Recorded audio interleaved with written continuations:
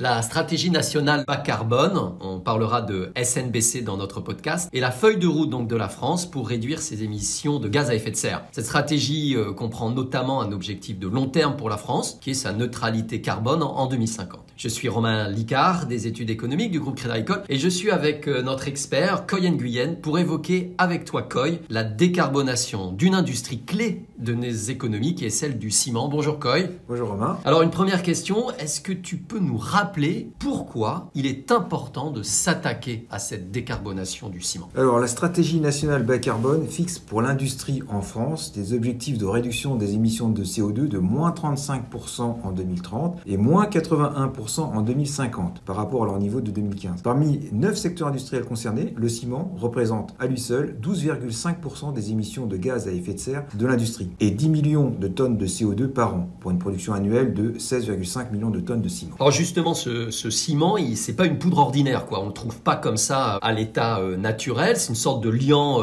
c'est un liant hydraulique, c'est-à-dire il va durcir sous l'action de l'eau. Et donc en fait, en préparant ce podcast, j'ai bien compris qu'il était le produit en fait d'une réaction chimique dont tu dis en fait qu'elle est émettrice de CO2. Dans ce procédé, qu'est-ce qui fait que cette production de ciment émet autant de CO2? Est-ce que tu peux nous décrire ce processus sans être trop technique? Alors, pour faire simple, pour fabriquer du ciment, on mélange 80% de calcaire et 20% d'argile. On broie le tout, on le met dans un four, on le cuit à 1450 degrés. Et c'est cette cuisson qui génère l'essentiel des émissions de CO2 d'une cimenterie, avec un tiers des émissions dues à la consommation énergétique et 2 tiers dues à la réaction chimique de calcination qui transforme le calcaire en chaux et en CO2. Issu de cette cuisson, le clinker est ensuite broyé avec différents produits additifs pour produire le ciment. En fait, le clinker, c'est un produit intermédiaire produit avant le ciment. Donc. Tout à fait, mais c'est sa production, c'est la production du clinker qui génère l'essentiel des émissions de CO2 du ciment. En fait, le clinker donne ses propriétés de liant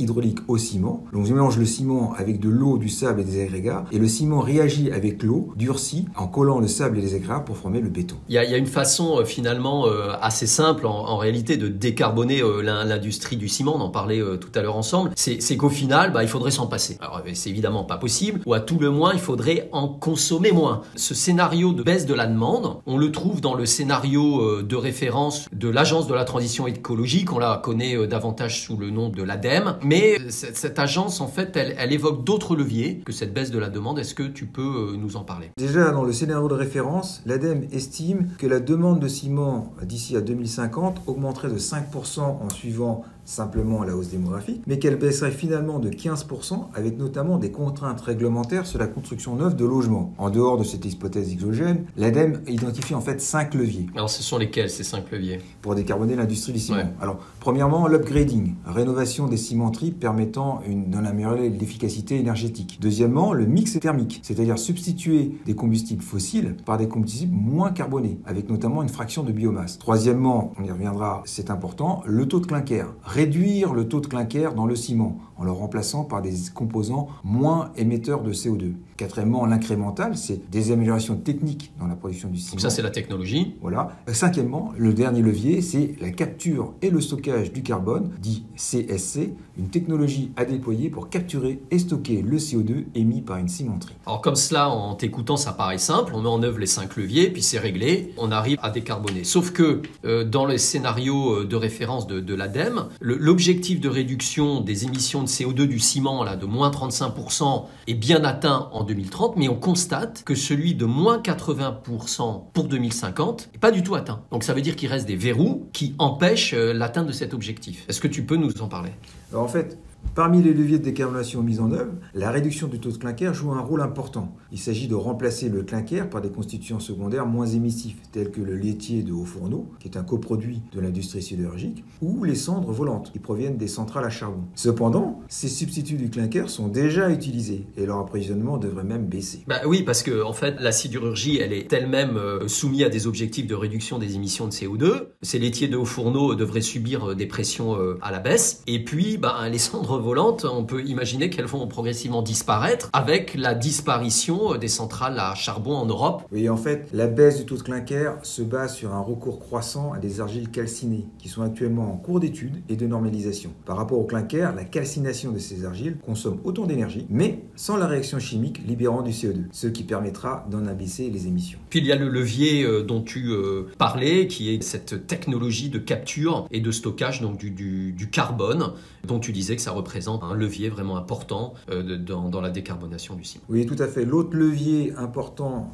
à côté de la réduction du taux de clinker, c'est la capture et le stockage du carbone. Le scénario de l'ADEME suppose que ces techniques, actuellement au stade de démonstrateurs industriels, pourront effectivement être mises en œuvre. Pour les cimenteries, il existe aujourd'hui plusieurs techniques de capture de CO2 envisagées. Une fois capturé, le CO2 serait ensuite transporté et stocké dans une formation géologique hors des cimenteries, au travers d'une industrie et d'un prestataire de services. Néanmoins, compte tenu de la nécessité de trouver un lieu de stockage proche, seulement 20% des cimenteries françaises pourraient mettre en place le CSC. Au total, le scénario de référence de l'ADEME, grâce à 1. L'upgrading, 2. Le mix thermique et surtout l'auto de clinker, 3. L'industrie cimentière parviendrait à atteindre l'objectif de moins 35% de réduction de ses émissions de CO2 en 2030. En revanche, même en y ajoutant l'incrémental et le CSC, l'industrie cimentière n'atteindrait que moins 54% de réduction d'émissions de CO2 en 2050, soit nettement en deçà de l'objectif de moins 81%.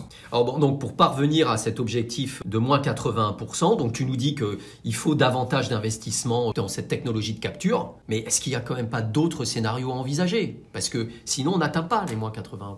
Alors en fait, l'ADEME, pour atteindre ce moins 80%, envisage deux autres scénarios. Le premier, le scénario dit sobriété, dans lequel la demande diminuerait de moins 55%, suite notamment à une baisse de la construction neuve, résultant d'un objectif zéro artificialisation nette des sols appliqué à partir de 2030. Et le deuxième scénario, c'est le scénario de Paris Techno-Push. Des investissements supplémentaires permettraient notamment de développer le CSC pour atteindre l'objectif du SNBC en 2050. Alors bon, le scénario sobriété ne me semble pas réaliste, car une réduction aussi forte de la construction neuve serait socialement très difficilement acceptable face à une démographie toujours en hausse. Dans le scénario Paris Techno-Push, en fait, la forte hausse du prix du CO2, qui atteindrait 181 € la tonne de CO2, permettrait de rentabiliser davantage d'investissements, réduisant les émissions de CO2. Il s'agit d'un pari sur le développement de technologies innovantes pour parvenir à l'objectif, en particulier par le CSC. Donc cadre réglementaire et prix de la tonne de CO2, donc on comprend bien en t'écoutant que ce sont deux leviers qui seront déterminants pour déclencher donc les investissements nécessaires à la décarbonation du ciment. On comprend bien que si le prix de la tonne de CO2 augmente, il est intéressant d'investir pour en émettre moins, mais en même temps, cette augmentation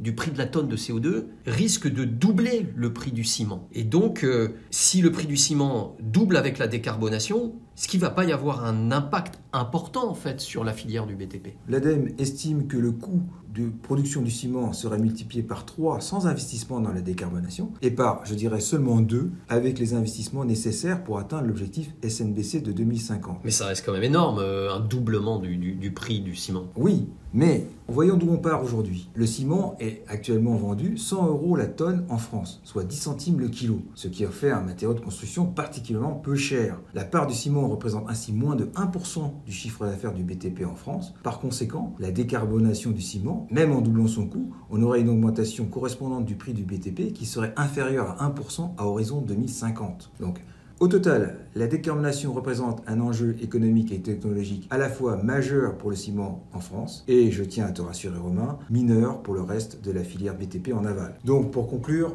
pas d'inquiétude, tous ensemble on se lance dans cette grande aventure qu'est la décarbonation et on devrait y arriver. Merci Coy pour ton message positif et à bientôt.